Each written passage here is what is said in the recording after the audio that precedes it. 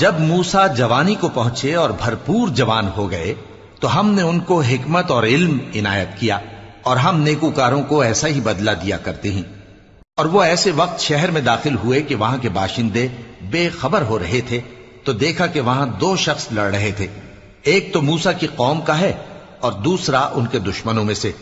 तो जो शख्स उनकी कौम में से था उसने दूसरे शख्स के मुकाबले में जो मूसा के दुश्मनों में से था मदद तलब की, तो मूसा ने उसको मुक्का मारा और उसका काम तमाम कर दिया।